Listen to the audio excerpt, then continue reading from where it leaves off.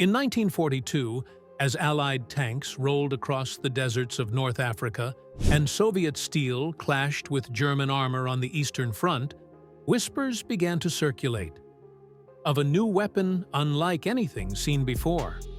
A tank so fearsome, so powerful, it didn't just dominate the battlefield, it changed the way war was fought.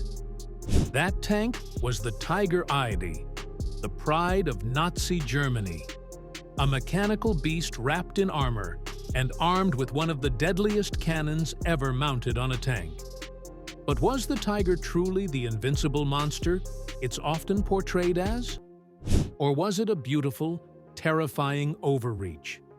A symbol of ambition and arrogance that couldn't keep up with the war it was built for.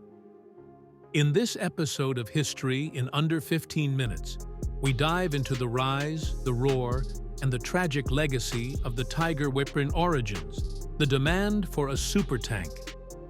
When Germany invaded the Soviet Union in 1941, they expected quick victories and collapsing Soviet lines. But then something unexpected happened. The Germans encountered the T-34 and the KV-1, Soviet tanks that were faster, better armored, and equipped with sloped armor that shrugged off German shells. The German Panzer III and IV, the workhorses of the Blitzkrieg, were suddenly outmatched. Panic rippled through the ranks. Hitler demanded a new tank, a tank that could destroy a T-34 in one shot from over a kilometer away and survive anything thrown at it. Enter Henschel and Porsche, two companies tasked with designing this superweapon. After rigorous trials, Henschel's design was selected. It would become known as the Panzerkampfwagen 6 Tiger Ausf, E, or simply Tiger 1. And what a machine it was. Technical breakdown: a machine of war, the Tiger. It was not just a tank, it was a masterpiece of engineering. Main gun: the infamous 88mm WWII 36L/56 cannon, derived from the deadly Flak 88 anti-aircraft gun, could pierce over 100 millimeters of armor at 1,000 meters. It could destroy any Allied tank long before they got into range. Armor: up to 120 millimeters thick at the front. Flat, not sloped, but so thick that Allied shells often bounced off like pebbles. Engine: a Maybach HL-230, 512, giving it about 700 horsepower, enough to move the 57-ton beast. Barely. Crew: 5 men. Commander, gunner, loader, driver, and radio operator. Speed: on paper, 38 km na godzinę. In reality, often less, especially in rough terrain. This was a tank built not for speed, but for shock and awe. Its presence alone could freeze enemy units in fear. One Tiger, placed correctly, could hold back an entire column. But there was a catch. Problems beneath the surface. The Tiger was a triumph of engineering, but also a logistical nightmare. Its complex gearbox and suspension system made maintenance a constant headache. The tracks were so wide that the tank couldn't even fit on German railways unless transport tracks were installed. Thinner treads that had to be swapped out before and after transport. The engine? Prone to overheating. The fuel consumption? Disastrous. A Tiger drank 500 liters of fuel per 100 kilometers. And in a war where fuel was becoming more precious than gold, this was a serious flaw. And spare parts? Rare. Many Tigers were abandoned, not because they were destroyed, but because they broke down and couldn't be repaired or recovered in time. The Tiger wasn't just a weapon. It was a diva. Powerful, beautiful, and high maintenance.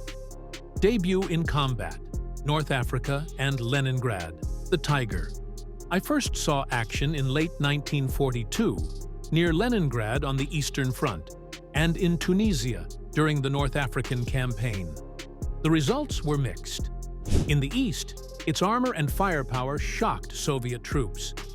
The Red Army, already stretched, was suddenly facing a tank that could destroy their own from 2 kilometers away. In North Africa, the legendary Michael Wittmann, Germany's top tank ace, began building his deadly reputation. His Tiger I could ambush entire Allied units and emerge unscathed. But in both theaters, problems arose.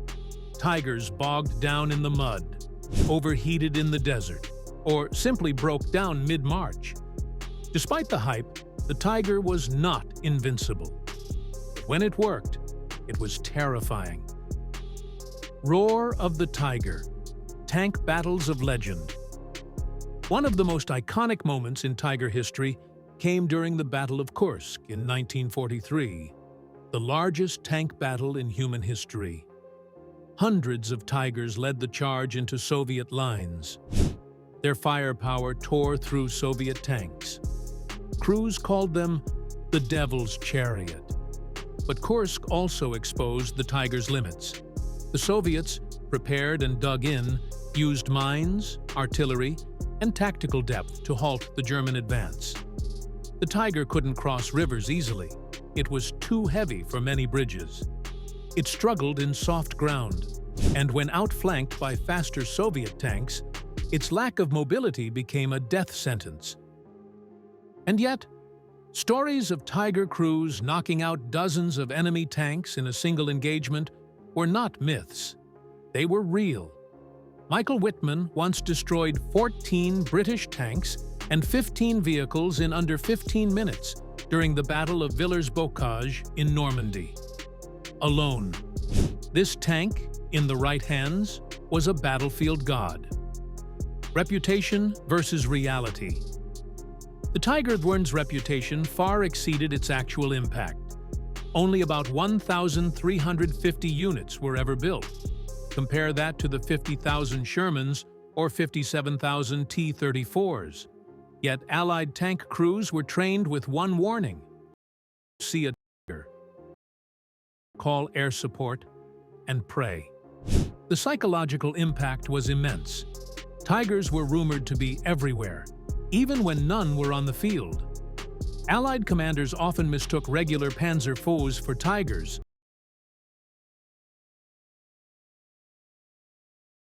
Each Tiger cost 3 times as much as a Panzer IV and took 5 times as long to build. In a war of mass production, this was a deadly trade-off. Germany was building beasts. The Allies were building armies. Tactical evolution, how the Allies fought back. So, how do you stop a Tiger? Air power. The Allies realized that tanks like the P-47 Thunderbolt and Typhoon could knock out Tigers with precision strikes. Mobility. Soviet T-34s and American Shermans were faster, easier to maintain, and could outmaneuver Tigers to attack the sides or rear. Tactics. Ambushes, minefields, and infantry-carried anti-tank weapons like the bazooka and Payat were used to trap and disable the Tigers. And above all, the Allies outproduced the Germans. While Germany built Tigers, the Allies built supply chains, replacement parts, and overwhelming numbers. By the time the Tiger II, the so-called King Tiger, entered service, it was too late. The Reich was collapsing. Legacy, the myth, and the monster. The Tiger I was not the most produced tank. It wasn't the fastest. It wasn't even the most practical, but it was, without question, the most feared. Its silhouette became iconic. Its sound, a deep mechanical growl, became a harbinger of doom. It inspired respect from allies, terror from enemies, and obsession from engineers. Even today, it remains one of the most famous tanks in the world. Museums compete to display them. Gamers and modelers replicate them. Military scholars still debate them. But perhaps the true legacy of the Tiger I is this. It represents the fascination with the perfect weapon. The belief that one machine can change the tide of war. In reality, wars aren't won by superweapons. They're won by logistics, adaptability, and numbers. Lessons from the tiger. What does the story of the tiger teach us? That beauty and power are not enough. That over-engineering can become a liability. That fear, while powerful, is not a substitute for strategy. The tiger roared, but it could not sustain itself. It was born from the same arrogance that believed one tank could beat a dozen. One man could rule a continent. History had other plans. When the beast meets its end, by 1945, the once mighty tiger was bogged down, outnumbered, and outflanked. Fuel shortages left them stranded. Airstrikes turned them into burning wrecks. And German soldiers often had to blow up their own tigers to keep them from falling into enemy hands. But in our next episode, we'll go even deeper, into the King Tiger and the final desperate days of Nazi armor. From Berlin streets to the snowy forests of the Ardennes, we'll explore whether brute force could ever overcome broken supply lines and failed ideology. Because the beast may roar, but even monsters must fall.